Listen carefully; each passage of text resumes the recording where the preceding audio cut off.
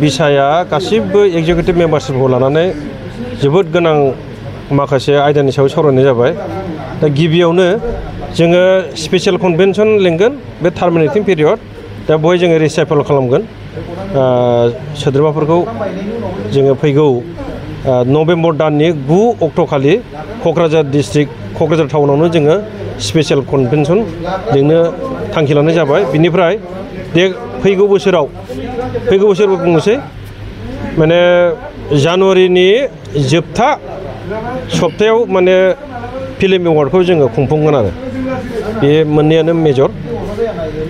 बेखिनिखौ जों दिनै मोजां सावरायनाय जाबाय। बबे टाउनाव खुंनायनि थांखि लादों? क'क्राझार टाउनावनो लानो सिगांनाय जाबाय। बे डिसिसना फाइनाल।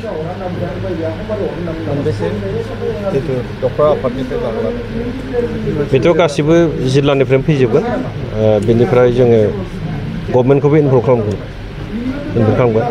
जों सान्दों देग्लाय गभर्नमेन्टजों सावरायनानै जोङो थांनाय बोसोरनि बायदि माने बलिउडनिफ्रायबो जोङो एक्टर बा एक्ट्रिस लाबोनो जों बावैसोनि उनाव जों थांखि लागोन। मोनसे बाथ्रा सरसा जाबाय थायो जे असमिया बा गुबुन हारिसाफ्रा हारिमु बिथिङाव दावगालांबाय, खिन्थु बर'नि सावथुनफोरखौ नायोब्ला दाबो सिगांनि बायदि लेभेलाव नुनो मोनो। खार'ना मा? जाहोना जाहैबाय जोंहा प्रडिउसार गैया आरो बिनिफ्राय रां बाहायनो हाया। बे मथे माने गुबुन सावथुनफोरबायदि जोङो दाबो इसेबां डेभेलप खालामनो हायाखै। थेवब्लाबो प्रडिउसार बिथांमोनहा गावसोरनि नाजानायजों गावसोरनि गोहोजों गावसोरनि सोलोजों बिथांमोना माने दिहुनगासिनो दं सावथुनफोरखौ। बेनि थाखाय आं सावथुन दिहुनगिरि बिथांमोननो साबायखर होयो। बिनि थाखायनो जोङो बे माने रावनिफ्रायबो जोङो सहाय मोनैनि थाखायनो हयथ' प्रडिउसारफ्राबो मार्केट गैयिनि थाखायनो जेरै रोखोम नांगौ बेबायदि माने टेकनिकजों दाबो माने फिल्मखौ दिहुननो हायाखै, जों बिदि सानो आरो।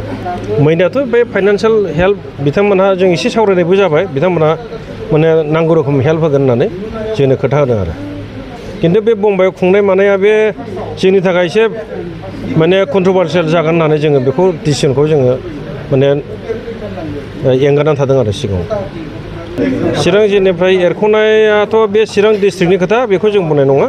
खिन्थु मोनसे माने माखासे इनडिसिप्लिननि थाखाय बिथांखौ माने चिरां डिस्ट्रिक्टआ साबजानाय मोनाखै, बे सैथो खोथा। बेनिफ्राय बिथाङा गावनो माने जोंनि सेन्ट्रेल कमिटियाव रिजिगनेसन माने बिबाननिफ्राय गावखौ एंगारनायनि मोनसे लाइजाम हरदों। बे मथे जों बेखौ एक्सेप्ट खालामनाय जादों आरो नाजावनाय जादों। जोंहा टार्मिनेसन देग्लाय बोसोराव जासिगोन, बोसोरथाम जासिगोन। दा बे टार्मिनेसनाव जों कनभेनसन लागोन ना कनफारेन्स लागोन बेनि थाखाय जों सावरायनाय जाबाय। जों स्पेसियेल टार्मिनेसन कनभेनसन लागोन होननानै जों दिनै बिथांखि लानाय जायो। आरो लोगोसेनो जोंनि स्निथि बर' फिल्म एवार्ड फांसन, जों बेखौ बबेयाव माबोरै खुंनाय जागोन बेखौबो जों दिनै डिसिसन लानाय जायो। आरो जोंनि जिखिनि जिल्ला आफादफोर दं, जिल्ला आफादफोराव जेनेबा एसे दाबावनो गोनां जिल्ला आफाद, लोगोसे माखासे जिल्ला आफादाव पर्टफलिय'सफोरनि किसुमान दाफामबावनो गोनां बडिफोरखौ इनकमप्लिट जानायफोरखौ जों कमप्लिट खालामनायनि बिथांखि लानाय जायो। दा नभेम्बरनि 9 थारिखआव जों जोंनि स्पेसियेल टार्मिनेसन कनभेनसनखौ जों लानाय जागोन। बेयाव बडि फर्मेसन जासिगोन आरो जानुवारिनि लास्ट उइक बेयाव जोंहा एवार्ड फांसना जासिगोन। एवार्ड फांसनखौ जोङो देग्लाय क'क्राझार डिस्ट्रिक्टनि बेन्दोङावनो लानाय जागोन जानुवारिनि लास्ट उइकआव। आर्टिस्ट